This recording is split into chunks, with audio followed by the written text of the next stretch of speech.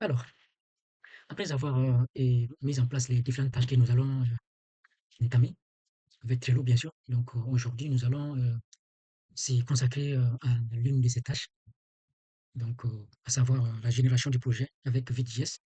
Donc on va faire un tour sur Trello. Puis c'est bien évidemment la génération du projet, donc je les glisse dans la colonne à faire. Donc ce qui explique que déjà nous allons maintenant faire ces projets, donc plutôt faire cette tâche. On va visiter un peu les tâches qui sont là. Donc Et la, la première tâche, ça sera bien évidemment la génération de notre projet avec Vue.js. Il y a même une petite erreur de frappe ici, mais c'est pas grave. Donc, on peut modifier aussi, bien évidemment, l'erreur avant de passer out. Donc, je vais sauvegarder. Voilà, donc, c'est ça que nous allons entamer aujourd'hui.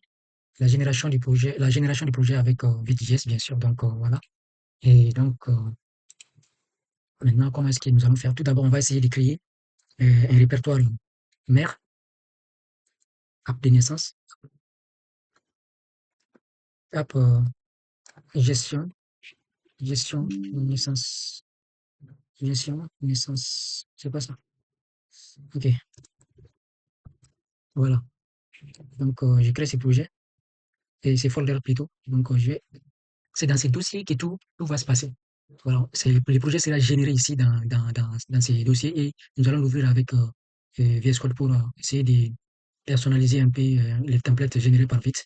Donc, on va voir, on va aller sur Vite pour récupérer la commande. Nous allons maintenant sur Vite pour récupérer la commande. On écrit Vite, JS, voilà, Vite.js comme ça. Et donc, les premiers liens, on clique dessus. Voilà. Donc, comment est-ce que tout doit se passer? Donc, je clique sur Get Started là, qui est là. C'est-à-dire, ils vont nous expliquer les guides et comment tout va se dérouler. Donc, voilà. Donc, c'est ici que nous allons nous intéresser. React.js. Voilà. Et donc, voici la commande que nous allons taper. Donc, c'est un peu ça. Donc, jusqu'à l'installation finale du template de base. Donc, j'ai déjà copié, je pense que j'ai déjà copié le lien. Ouais. Le premier lien qui est là pour générer le projet, le template. Donc, je viens dans mon VS Code. Euh, je pense que voilà, donc je vais ouvrir un folder. Je vais directement le créer dans les folders que j'ai créés, dans les dossiers que j'ai créés, on va dire. Donc, les dossiers, comment est-ce que j'avais déjà nommé là? Hop, hop, quelque chose, hop, gestion de naissance. Oui, hop, attends, j'ai mis, hop, voilà, c'est là, c'est ces dossiers que j'ai cherché, bien sûr. Donc, nous allons ouvrir ces dossiers avec VS Code. Et après, nous allons maintenant ouvrir un terminal. Le dossier est actuellement vide. Donc, nous allons maintenant ouvrir un terminal, un nouveau terminal. Donc, pour bien évidemment taper la commande vite que nous avons récupéré tout à l'heure sur le site, oui, la plateforme des kits, des Vite. Voilà, donc nous allons maintenant taper la commande que nous avons récupérée sur Vite.js. Donc cette commande-là, si on veut, on peut directement donner le nom du projet que nous avons créé ici. Bon, et moi je vais préférer donner le nom gestion, par exemple gestion naissance. Voilà, c'est dans ces dossiers et Vite va générer notre template. Et les templates sera quoi? Les templates de base, ça, on va nommer comment? Template. Le type de template que j'avais proposé sur, on va voir. Le type de template, c'est React. Oui, voilà, c'est là. C'est ces templates que nous allons créer. Voilà, donc je copie ça. Je viens, je le colle ici. Donc je tape Entrée. Et voilà. Qu'est-ce qu'il nous dit? Il nous demande si toutefois nous avons besoin d'installer euh, les packages, bien évidemment la version 9.1.2 comme ça de vite. Donc je vais dire yes. Et donc il commence l'installation. Et après, qu'est-ce qu'il nous propose? Alors, qu'est-ce qu'il nous demande ici? Il nous demande de sélectionner les frameworks. Donc, parmi la liste, nous avons plusieurs frameworks ici. Ça dépend du projet. Mais nous, nous n'allons pas choisir Angular ni d'autres, rien d'autre. On va choisir plutôt React comme framework. Et donc, il nous demande de choisir TypeScript ou bien, voilà. Donc, attends, je vais voir qu'est-ce que nous allons sélectionner. Bon, on va sélectionner TypeScript. Voilà, on va sélectionner TypeScript. On va travailler avec TypeScript parce que nous avons déjà installé les templates React TS, c'est-à-dire TypeScript. Les TS là, ça désigne TypeScript. Donc, on sélectionne TypeScript et après, il nous demande quoi? De choisir le linter. Donc, quel linter nous allons choisir? C'est, bon, je sais pas. Oui, oh, ok, on va choisir ESLint. Je clique sur Yes et après, donc, l'installation commence. Voilà. Ça va dépendre un peu de la connexion Internet. Si nous avons une très bonne connexion, ça ira très vite. On va attendre un peu que voilà, le projet s'installe et qu'il nous génère le template de base. Déjà, vous voyez que les projets est déjà généré ici. Donc, mais il n'a pas fini de configurer tout. Donc, voilà. Ça, c'est le template de base qui est là, que nous allons manier à notre guise, donc pour pouvoir vraiment créer notre application.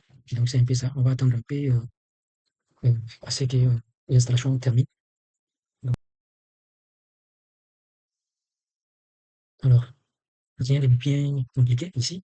Alors, déjà, il a fini maintenant de générer le projet. Il nous a donné un URL donc pour pouvoir visiter les sites qu'il a déjà mis en place pour nous. Donc, moi, je vais copier. Au lieu de cliquer, je vais copier plutôt sur le lien. Je l'ouvre ici pour voir le contenu un peu du projet. Voilà, si toutefois ça a été bien se passé, voilà, on va voir. OK. Donc, je pense que tout est bien installé. Et voilà donc l'interface du projet qui est là. Donc, ce qu'on va faire maintenant. Alors, maintenant, qu'est-ce que React a fait pour nous? Il a déjà préfait tout. Il a mis les templates de base, tout ce que nous avons besoin pour en fait la création, on va dire tout ce que nous avons besoin pour notre projet. Il a déjà tout mis en place.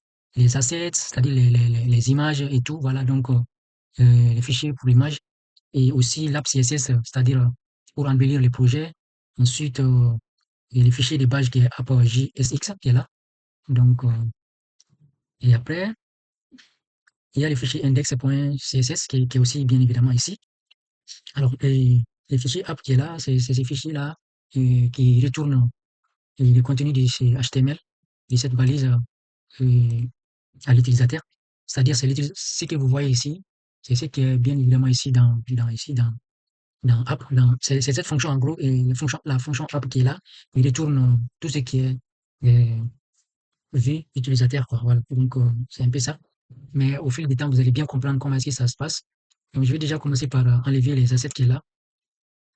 Donc, il y aura un souci parce que j'ai enlevé, voilà, vous voyez, parce que j'ai enlevé les fichiers. Et donc, je vais enlever quoi encore? Parce que, oui, je vais enlever le contenu du app CSS parce que nous allons le faire avec Tailwind. Nous allons le faire avec Tailwind, bien sûr. Donc, et ici, je vais enlever tout ce qui est là.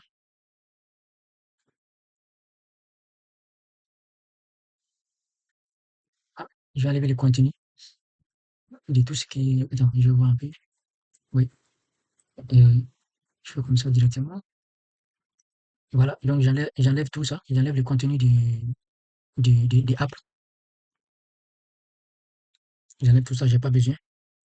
J'ai pas du tout besoin. Voilà.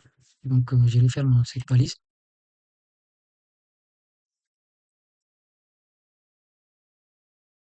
Voilà. Donc, qu'est-ce que je vais faire maintenant?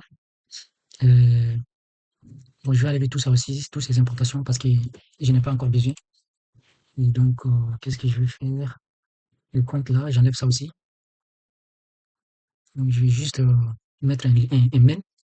Voilà, la balise main donc, pour pouvoir euh, afficher tout simplement gestion. Ou bien on va dire comment on va dire. Je vais écrire bienvenue, bienvenue sur mon application, mon application de gestion des naissances. Naissance. OK. Donc, on va voir maintenant l'interface user, l'interface utilisateur. Donc, si toutefois l'erreur est là ou bien voilà. Voilà, donc vous voyez, donc c'est un peu ça. Et donc, bienvenue sur mon application de gestion des naissances qui est là. Donc, voilà. Vous voyez déjà le début du projet. C'est ici que nous allons bien développer les projets au fur et à mesure. Et donc, c'est un peu ça. Maintenant, qu'est-ce qu'on va faire pour terminer cette partie? Nous allons initialiser le projet avec la commande git init, donc point, comme ça, donc je vais initialiser tout. Et voilà. Donc, qu'est-ce qu'il dit? Il dit qu'il a déjà initialisé le projet, bien sûr. Donc, on va faire quoi? Git, nous allons faire le git add. On va ajouter les modifications. Mais tout ça là, c'est d'abord en local. Tout ça là, c'est d'abord en local, on va dire. Donc, il y a des warnings qui sont là, je sais pas. Il y a des soucis. On dit quoi? Donc, souvent, si j'ai des erreurs, si je ne comprends pas, bon, je m'appuie bien évidemment avec les IA. Donc, je leur demande quels sont les soucis. Donc, ils m'expliquent en fait les problèmes et donc je continue. Mais bon, je pense que ça ne vaut pas la peine pour ces projets, cette erreur. C'est un warning en tout cas, bon, mais c'est pas, on va continuer en tout cas. Je vais essayer de faire une git commit, voir si toutefois ça ira. Git commit, -am. Donc, pour faire une trace. Donc, je vais écrire ici initialisation du projet. Initialisation du projet. Voilà. Donc, je vais voir ça. Ok. Qu'est-ce qu'il Ok, donc je pense que c'est déjà bon. Le projet a été initialisé. On va voir le statut avec la commande git status. Si toutefois tout est bon. Ok. Donc, je pense que ça va, hein. Je pense que tout est ok. Donc, c'est la branche principale, c'est master. Donc, après, je vais modifier ça en main parce que c'est main que moi j'aime et je suis habitué à ça. Donc, voilà. Donc, la prochaine vidéo, ça sera consacré à la mise en page de Tailwind, c'est-à-dire à l'implémentation de Tailwind. Donc, et aussi à configurer les routes, voilà, donc les navigations et tout. C'est un peu ça. Merci.